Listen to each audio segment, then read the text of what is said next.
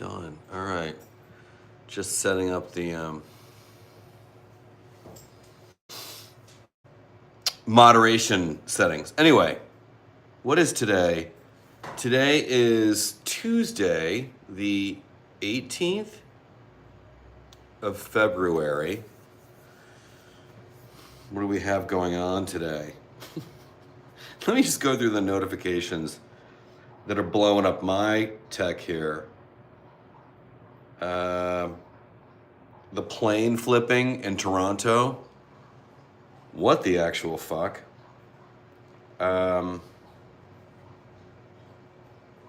Yeah, that's the big news today, actually.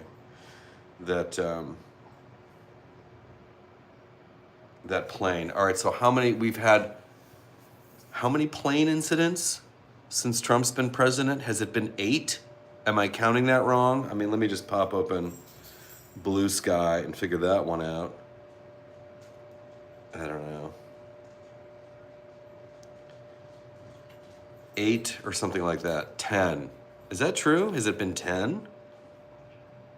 First of all, it's a miracle yesterday that nobody was seriously injured or killed.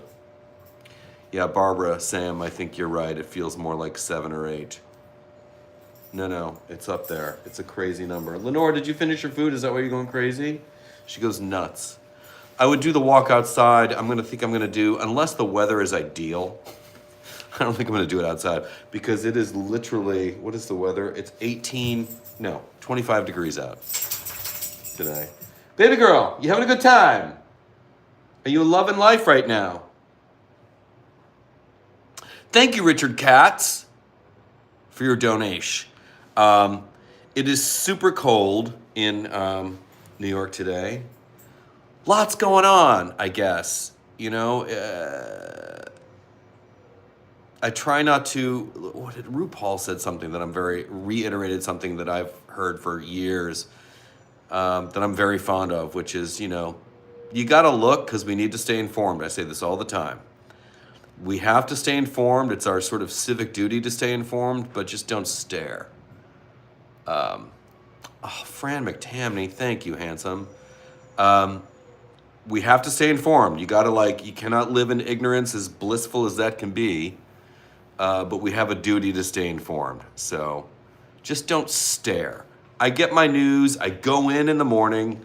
I get my NPR, depending on what time I wake up, because I don't really set an alarm unless I have to. I get my NPR up first, and then there's the local WNYC version of NPR, kind of a complement to it, to get the local New York City news. I'm going to talk about Mayor Adams in a second. And then other podcasts that come out that day. Meg Mulholland, thank you. Thank you guys for keeping this afloat. Yeah. And I read. I go to Blue Sky, which has been a great sort of news feed. New settings in the latest update of Blue Sky, where you can basically, only people who follow you can comment. That's a cute feature. Instagram does that, which I like. And what else? My news sources, I talk about this all the time. The Guardian, NPR, AP got kicked out of the White House press briefings because they refused to say Gulf of America. Did you guys catch that one? Oh my God, yeah. The Associated Press, one of our best and most worthwhile, nonpartisan, really, legacy news organizations. Associated Press got booted out of the White House press briefings because they refused to say Gulf of America, because they correctly call it Gulf of Mexico. So, yeah.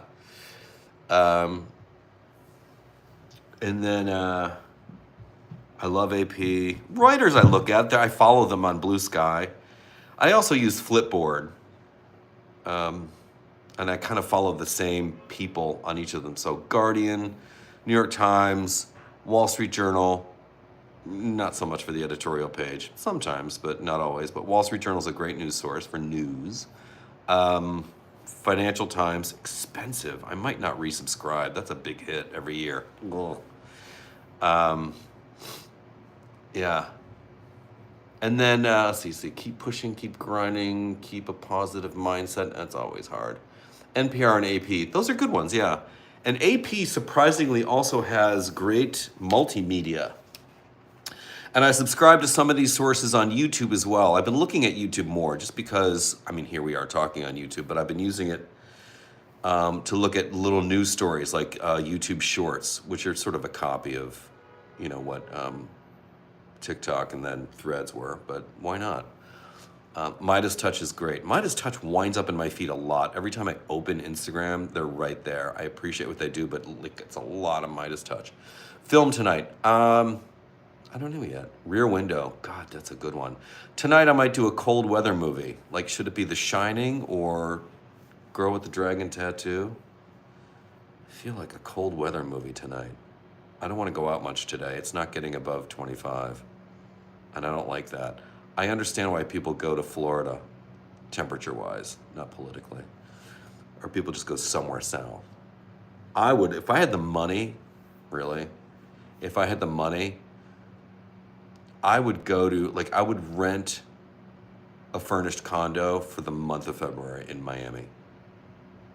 Dog friendly, of course. I would go to Florida. I would go to, Miami.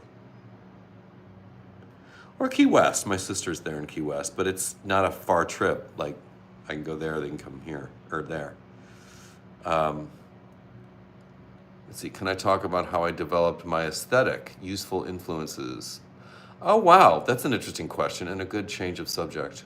Let's see, hello, sir, I have a business studies exam on the 22nd of February and I haven't studied anything. Please help me with your advice. Hit the books, as my father used to say. Hit the books, get to work. Got to roll up your sleeves, focus, turn off your phone, turn off all the distractions. Put your phone on Do Not Disturb. That's my favorite function on the phone. When I'm in the middle of doing something, I can maybe listen to classical music, no lyrics. Some classical music or some great film scores, or nothing at all, and hit the books. That's what you do. You got to get to work. That's all I can tell you. Knock this shit off and get to work and do well. Do the best you can. That way, when you finish your exam, you can say to yourself, I did my best. That's a nice feeling. Back to my aesthetic. Who influenced my aesthetic? My mother was the first influence. My mother was a real stickler for how the house looked. We were not allowed out on the weekend until our room was clean and our bed, we had to make our bed every day. We had to make our bed every day, and we were not allowed out on the weekend unless our room was clean and the bed was made, of course. Yeah, Mom had real strict rules, and I appreciate that. I hated it at the time. No teenager likes to do that, but in retrospect, yeah. So my mother was an influence. She was not my style. I mean, my mother was much more like New England aesthetic in the country home, chintzy a little bit. Not total preppy. Very American, British influenced, I would say. My taste is more, I got enlightened to sometime after college. I liked mid-century modern design when I was in college without having the vocabulary for it. I didn't really understand it at the time. God, that is a great question. I never really thought of the chain of influence. The love of my life, my old friend Brian, who died, had great taste, and he opened my eyes to better taste and starting to give a shit about quality. And I've paid the price over the years. You can play it cheap or you can just spend the money and just financially, if you're gonna get something good for your home, this applies to clothing too. It'll hurt once. Got something in my eye.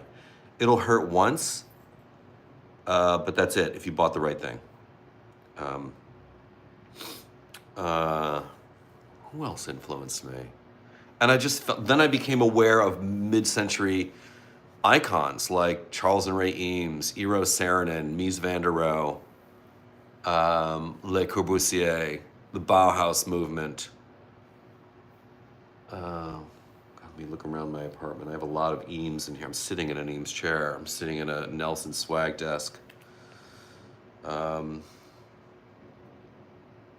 Yeah, there were times. I love the 60s. I love parts like the early 70s. Yeah, I love the early 70s.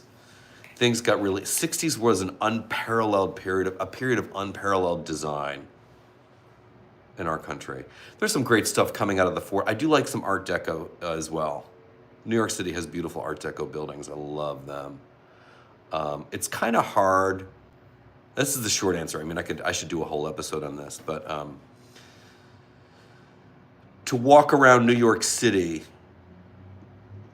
you'd have to be blind or just staring at your phone all the time, which is a shame because so many people are. But like, look up and notice.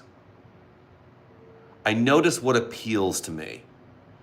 When somebody, or when I'm in a space or in an environment, in a building, in a room, or among people that appeals to me, I really take notice and I want to know why this appeals to me. Why do I love that color on the wall? Why do I love that painting? Why do I love that photograph? Why do I love that sofa, that chair, that rug? What is it?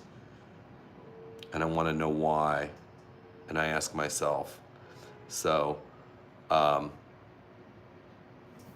pay attention. That's my advice to anybody. Pay attention, find out what appeals to you and sort of like try to break down why. Don't question it too much. I don't know. I just know like my Eames chairs behind me. I've got like, you'll see those Eames shell chairs. I've got the light blue one and a red one. I'm going to get two more. I think I'm going to get one in black and another one in like a mustard yellow or like an off-white. I love those Eames shell chairs. I used to have a set with arms too that I sold. I'm sitting in an Eames chair now, and I have another Eames lounge chair in the living room. Too much Eames, it's enough. And I have an Eames hanging all in my foyer. Jesus. All right, enough of that shit. Find what you like and learn more about it. The same applies to, I apply the same to my clothes. I notice everything. I'm very observant. I notice everything. I will, without anybody noticing, I will notice their haircut, their shoes, what's up with their shirt collar, do they take care of their heels, is the shoe shined? And it's not about expensive, just are you taking care of yourself? Anyway. All of it. Let's see, any film directors come to mind in terms of preferred aesthetic or style? Great question, Joe Faria.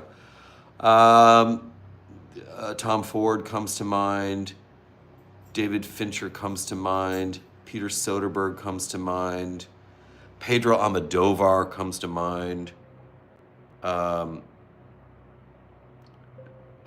else? I'm getting text messages, sorry. Federico Fellini. Go look at, and another one living today is Paolo Sorrentino. He directed The Great Beauty. He directed Youth, among others. He's got a great aesthetic, Italian director. Almodovar is a great one. I love his eye. His like, he has a sense of color that I will never wrap my head around. Like, if you haven't yet, go see most recently his first English language movie with Tilda Swinton and Julianne Moore, The Room Next Door. The colors. Where is that house in the country they go to? Good God. And Tilda Swinton's apartment in the city. She lives on Lower Fifth. Oh, fuck. Yeah. But I love Fellini's films. Like La Dolce Vita and 8.5, just aesthetically, you want to live in those spaces. My God, they're beautiful. Yeah. Yeah. Those are good. Great question. Thanks. Do I like Wes Anderson? Yes, I do. The short answer is yes. It's not my favorite, but I do like him very much. And that's it. I'm going to leave you guys. I've been talking too long. Let's see. How did I develop such an extensive and varied group of friends. Who would you still like to meet? God, that's a great question, Michelle. I'm just open. I say yes to as many things as possible, especially since I'm single. I live alone. So it's important for me to get out of the house, just in terms of interacting with other human beings. So when I get invited to something or asked to do something, I generally say yes, because it's just good to get out of the house. And when I say yes, I expose myself to new people. And especially middle-aged men have a hard time meeting new people and making new friends. I'm trying to rewrite that, change that script for myself. And I'm getting much better at making new friends. Because I think guys, after a certain age, especially if they're married, have a hard time making friends. And there can be a loneliness there. I don't want to fall into that trap. So, because I see it all the time. So yeah, make friends, get out. Get out of your snow globe, get out of your comfort zone, open yourself up to new people, new experiences, all of it. Yes. Have I seen Amelia Perez yet? No, not yet. Okay, and a couple more and then I gotta go. After years of following you on different platforms, this is the first time I've actually caught you live. Oh, hi, welcome Lisa from the UK. Good to have you here. Do I think Hochul will remove Adams? Gosh, one hopes, right? She does have the power. I got the power. And also, apparently, speaking of the power, Democrats have the power to kind of kick Elon Musk, aka Stay Puffed Blofeld, in the nuts in terms of what the government will spend, and they can kill those contracts with Tesla. That would be great. And SpaceX.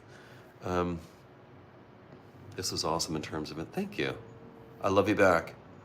A smart YouTuber. I try, god damn it. There's so many of us out there.